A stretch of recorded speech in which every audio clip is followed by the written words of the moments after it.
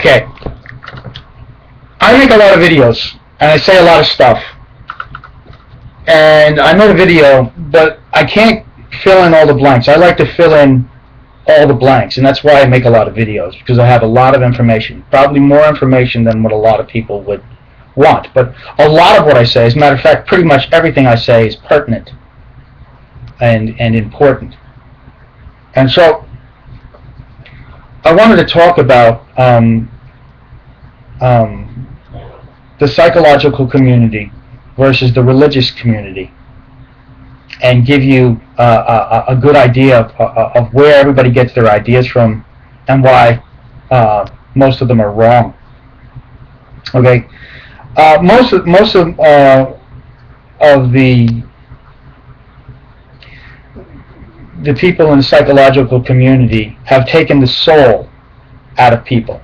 In other words, and this comes from back before Hitler. This comes from the gods and the fathers of psychology, and Nietzsche. Actually, if you really look back to who Nietzsche was, okay. But basically, this is how the Jews were exterminated, like rats and animals, and people were experimented on like animals, because psychology dehumanized everything and made it all about evolution, so that there was no real people, because they were just like animals. There was no soul.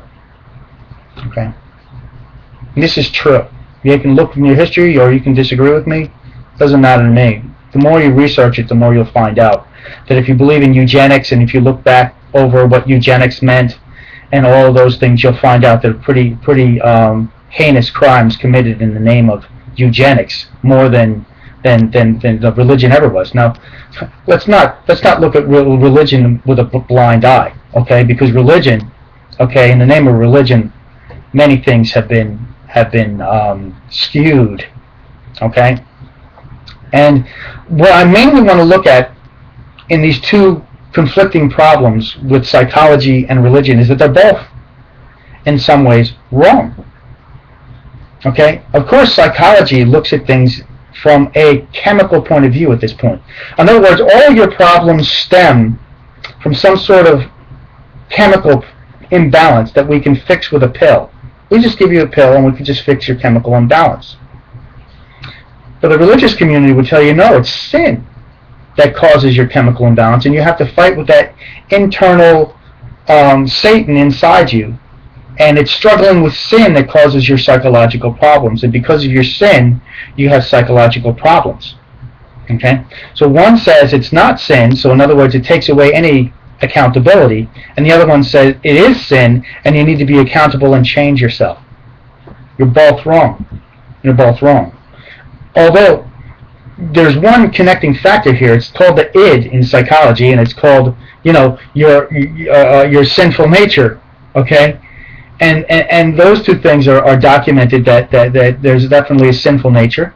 It's been around since a genetic disease called the fruit of the knowledge of good and evil came around, according to the Bible. So there's a connection here between the fruit of the knowledge of good and evil, man becoming God and committing all sorts of heinous crimes in the name of science and in the name of religion, all because they have a genetic disease that's a biological problem that came from a fruit that they ate that genetically mutated every man, woman, and child in the world. So the two of them kind of come together, between Adam and Eve, and between whatever evolution believes about some sort of chemical problem. And so the eugenists, okay, believe that they believe it's because of natural selection, and all we need to do is breed out the bad. And the religion people, or the Orthodox, say, oh, well, you just need to fix yourself by trusting in God, and by believing in Christ. I believe that's the way to actually get better, but I don't think you'll ever really fix yourself, because you see, it's not about fixing yourself completely. You can't, according to the gospel. Okay, it's about being forgiven and living in that forgiveness, which does heal you to a point. Okay, but to change your behavior and to be more holy requires psychology and religion. Because in order for you to change your behavioral patterns, you have to understand where they're coming from.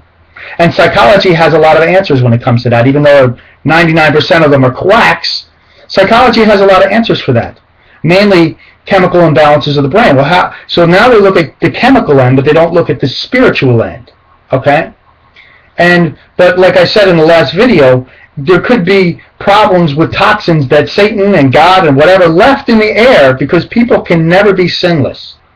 For everybody to be confused, because that's what this world is under Satan to begin with. But God has a cure for it later on. This is what I believe. But even if that's not true, okay, and it's the evolutionist point of view, which I don't think so. But anyway, even if that's case in point, because I think both people are skewed and they'll get angry and they'll curse, and I don't really want to hear it. I really don't. Okay, the psychological community, okay, although they're experimenting with all sorts of drugs and all this, that, the other thing, have stumbled on the idea that there is a behavioral problem and it's an imbalance in the brain. But now we want to find out by doctors, and doctors aren't the best in the world, but by science, which man's science is only limited, what may have caused the behavior.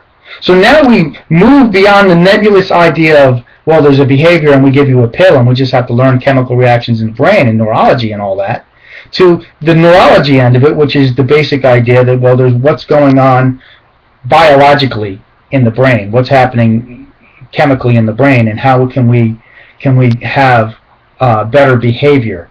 And if we can change that, we can become more holy. So now the two come together. Do you understand? So you can't have holiness and toxicity in the mind. This is why, gluttony and all this stuff, but having a purity in your body and cleaning out your body is important. Now, some of these people who fast and eat these raw diets and whatnot go on these spiritual journeys. Somehow or another, I guess maybe because of food deprivation or whatever, they feel closer to God, or they feel like they're soaring spiritually. Well, this would be man trying to reach God again. So I don't believe that that's true, but I do believe that the more we clear our mind out, the better we feel, and the more holy we feel. Doesn't make us any more holy or less holy in the eyes of God if we have Jesus Christ, because holiness has nothing to do with us. It has to do with blood that was poured out for us, which could be healing. But your personal holiness and your personal walk, okay, with God and your salvation has nothing to do with your fasting or praying. It has to do with believing a gift that's given to you by Christ, according to St. Paul. Now, atheists, whatever you believe, I don't have any, I don't want to argue with you all about all of that kind of stuff. I'm just telling you that there is a problem here with religion and atheism. They're the same thing. They're man becoming better and striving towards a better civilization because they're on this earth. They're not looking at heaven through Christ. So holiness, okay, and feeling better by fasting and getting all the toxins out of your body will heal you to a certain degree and benefit you. I do believe that. But I don't believe that you can ever fix the human condition, either by eugenics, by breeding it out, because while you're breeding it out, by the way, you're taking autistic people and you're saying, well, we can genetically get rid of them, except for the fact that a lot of autistic people, by the way, happen to be some of the smartest people in the world, and it might not be so much genetic per se, because I think everything is genetic from Adam and Eve, from the fruit, okay? So everything is bad, you got to get rid of it all.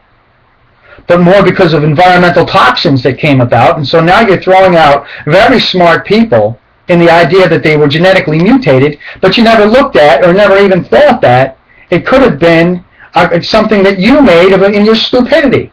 And by the way, what makes you the better race or the better person? Because you think that you're holier than thou, which makes you just like the bigoted Christian atheist. Okay? Just some points to think about, people.